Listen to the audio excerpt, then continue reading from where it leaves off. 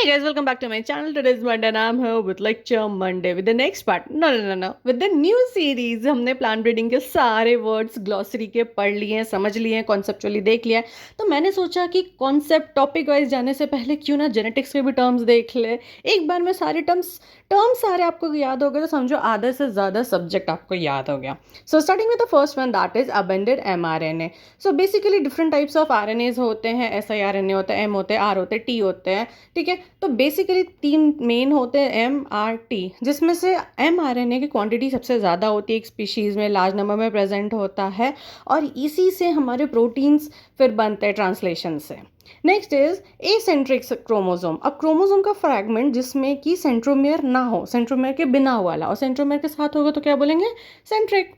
Next one is acrocentric. Acrocentric मतलब कि centromere तो है बट कहाँ है, towards the end of N arm.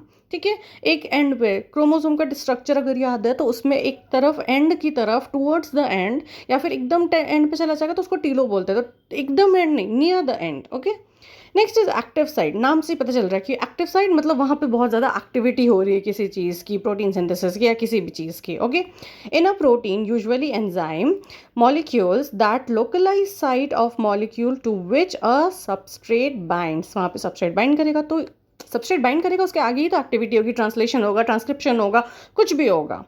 Next one is additive gene effect. ना एडिटिव जीन इफेक्ट थोड़ा हाई लेवल वाला है. अभी तक जो 3-4 हमने पढ़ा बहुत ही सिंपल टर्म्स थे.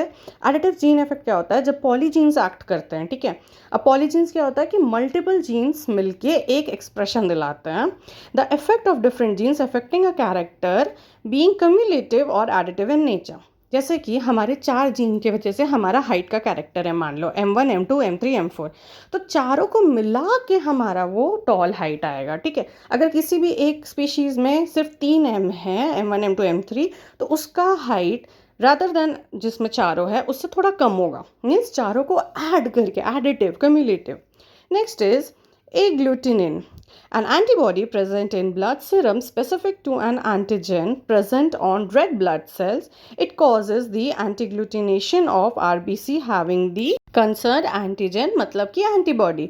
तो बेसिकली क्या है, ये एंटीबॉडी है जो कि हमारे कहाँ पे रहता है, ब्लड सेरम में रहता है. और कोई भी एंटीबॉडी किसी एक स्पेसिफिक एंटीजन के ऑपोजिट रहता है, राइट. ये कहाँ है, ये आरबीसी में है. ठीक है, इससे क्या हो रहा है कि इससे एग्लूटिनेशन हो रहा है, किसका, आरबीसी का. उसके बाद एग्लूटिनोजेन. अभी हम लोग एग्लूटिनिन पढ़े, अब एग्लूटिनोजेन क्या है, an antigen present on RBC.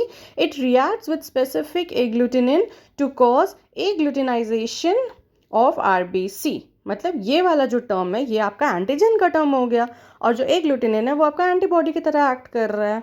So next one is albinism. इससे क्या है, the absence of melanin pigment in skin, hair, eye, etc. किसी भी body part में of an animal.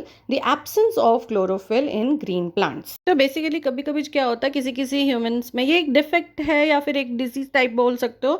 डिजीज नहीं, एक डिसऑर्डर है कि आपका कलर स्किन का नहीं आ रहा है. हमारे स्किन का कलर किसकी वजह से होता है, मेलानिन पिगमेंट की वजह से होता है. अगर वो नहीं सिक्रीट हो रहा है या फिर उसका एब्सेंस है तो क्या होता है, वाइट स्पॉट्स होते हैं या फिर कंप्लीट वाइट होता है, आपने देखा भी होगा. तो प्लांट्स के केस में क्या हो जाता है, यहाँ पे क्लोरोफिल का कलर नहीं आता है. सो मैं ट्राई करूंगी इसको जल्दी से खत्म करूँ ताकि टॉपिक वाइज भी हम लोग डिस्कस कर सके. And that's it for the day. If you like the video please hit the like button, share it and don't forget to subscribe my channel. I again come up till that, take care, bye bye.